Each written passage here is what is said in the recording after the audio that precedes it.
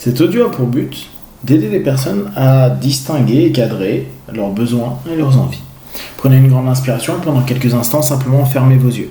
Faites comme si vos paupières étaient complètement collées jusqu'à ce que vous sachiez que vous ne pouviez plus les décoller. Une fois que c'est le cas et que vous êtes dans cet état, restez dans cet état et dans quelques instants, je vais simplement vous proposer d'ouvrir vos yeux et vous allez vous rendre compte qu'ils restent fermés. Essayez. Très bien. Dans quelques instants, je vais simplement vous demander d'ouvrir et de fermer vos yeux. À ce moment-là, vous allez vous focaliser sur une idée. Cette idée de définir pour vous ce qu'est l'envie. Prenez une grande inspiration, ouvrez les yeux, fermez vos yeux en expirant et simplement focalisez-vous sur cette idée d'envie. Comment je définis mon envie?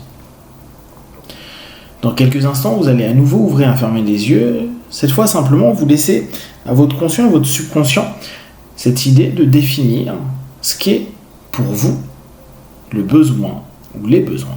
Inspirez, ouvrez les yeux, expirez, fermez les yeux et simplement focalisez-vous sur cette notion du besoin. Enfin, vous allez à nouveau ouvrir et fermer les yeux et vous allez vous rendre compte que vous pouvez petit à petit voir, observer comme deux cercles qui vont représenter d'un côté l'envie et d'autre côté le besoin. Et vous allez observer comment vous les associez. Est-ce qu'ils sont fusionnés? Est-ce qu'ils sont un petit peu comme une chaîne? Est-ce que l'un est au-dessus de l'autre? Comment vous l'interprétez? Inspirez, ouvrez les yeux. Expirez, fermez les yeux et simplement laissez cette idée se développer en vous. Comment, aujourd'hui, je peux confusionner cette idée d'envie et de besoin? Il est possible que depuis des années, vous soyez dans une dynamique où, quotidiennement, vous avez l'impression d'avoir besoin de plein de choses. Besoin de plus d'amour, besoin de plus d'argent, besoin de plus de connaissances, besoin de plus de rencontres, besoin de plein de choses. Et vous ne vous satisfaisez plus du tout de ce que vous avez aujourd'hui. Comme si rien n'est suffisant et que ça ne répond pas à ce dont vous avez besoin. Vous avez peut-être même développé cette sémantique assez particulière, j'ai des gros besoins. L'être humain est un animal qui survit, qui a survécu. Nous avons réussi à survivre parce que justement, nous avons réussi à gérer nos besoins et nous avons une capacité extraordinaire à pouvoir limiter nos besoins.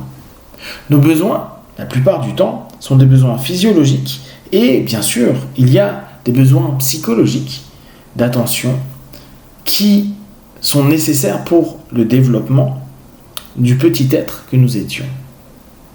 Nous avons, de par notre culture, de par la société, notre vie, notre quotidien, rencontré l'envie.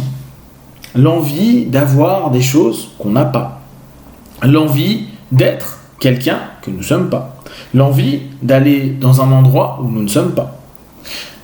En somme, nous avons développé petit à petit des désirs. Et les désirs sont très positifs. Ils nous permettent d'avoir des objectifs, ils nous permettent de nous motiver, ils nous permettent de travailler sur nous, d'avancer et de grandir. Tout comme le besoin qui est essentiel pour nous, le désir a également sa place. Le problème actuel pour vous, c'est que il y a comme un vrai moment de confusion avec cet aspect du besoin et du désir, du besoin et de l'envie. Ce que je vais vous inviter à faire, c'est à nouveau vous focaliser sur cette idée de petit cercle qui représente envie et besoin. Et petit à petit, laissez à votre esprit bien définir pour vous ce qu'est ce besoin, cette envie. Comme tout à l'heure quand vous avez ouvert les yeux. Je vais vous demander de rassembler vos deux mains face à vous, les bras tendus, et simplement commencer à vous dire que dans l'une des deux mains, il y a le besoin. Mettez-vous dans cet état d'esprit. Dans ma main gauche ou ma main droite, ceci représente le besoin. Et dans l'autre main, c'est l'envie. Ce que je vais vous inviter à faire, c'est de les garder au départ un peu collés. Et vous allez faire comme si les deux vont se séparer. Laissez-le faire petit à petit. Imaginez simplement une petite force qui, comme deux aimants qui s'opposent, vont repousser vos mains. Imaginez juste cette idée-là.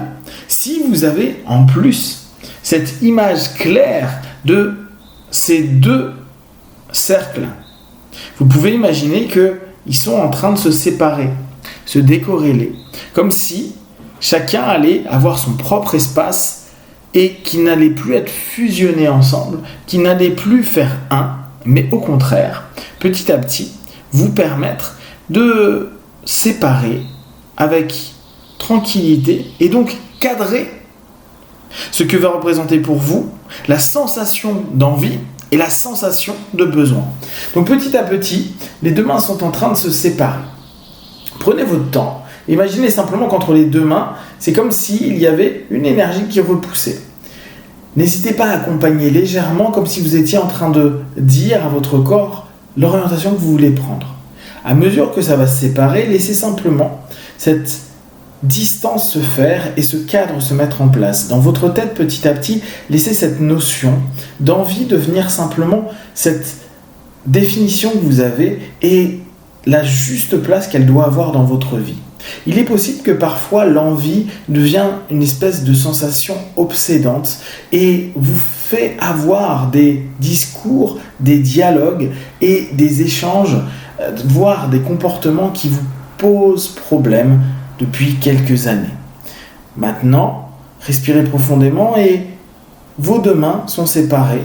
Ramenez vos deux mains près de vous sur vos genoux et respirez profondément. Il est possible que le besoin soit parfois non écouté et que jusqu'à aujourd'hui, vous n'arriviez pas à bien clairement entendre quand vous aviez besoin de faire quelque chose qui est viscéral, qui est vraiment limite vital, et simplement l'envie, parce qu'il y a de l'ennui, parce que c'est peut-être le bon moment, la bonne occasion, sans réellement être en écoute. Dans tout ce cheminement-là, vous êtes en train de développer de plus en plus cette écoute. La séparation qui vient de se faire et qui va simplement cadrer au mieux ce qui est pour vous le besoin et l'envie, est une permission que vous vous donnez, une permission de vous entendre et de vous écouter davantage, de vous écouter plus clairement. Vous pouvez demander à cet instant précis, en vous concentrant sur l'idée de besoin, de demander à votre corps et à vos émotions, et peut-être même à vos pensées, de vous donner un signe. Ça peut être une couleur, ça peut être une sensation, ça peut être simplement un état d'esprit qui représente quand vous êtes en état de besoin. Et vous pouvez, maintenant que vous êtes en train de le définir, faire la même chose avec la notion d'envie, qui va être une autre sensation, une autre perception, une autre couleur, une autre idée. Demandez à votre corps, votre être et votre esprit de bien vous permettre de définir, de comprendre, de capter, d'entendre, de ressentir cette différence. À partir du moment où vous allez commencer à petit, à partir d'aujourd'hui, à vous rendre compte que le besoin n'est pas l'envie et que l'envie ne représente pas un besoin, vous allez vous rendre compte que vos comportements sur différents domaines de votre vie va changer, que vous allez simplement vous sentir plus apaisé et plus juste dans ce qui est pour vous nécessaire au moment où vous êtes en train de le vivre. De le vivre comme un besoin et de le nourrir simplement. Ou de simplement jouir de l'envie et de le faire vivre comme il est bon pour vous. Dans quelques instants, je vais compter de 1 à 5. À 5, vous ouvrez vos yeux, plein de force, d'énergie, prêt à continuer cette journée. 1, 2, 3. Respirez profondément. 4, étirez-vous. Et 5, les yeux ouverts, ici et maintenant.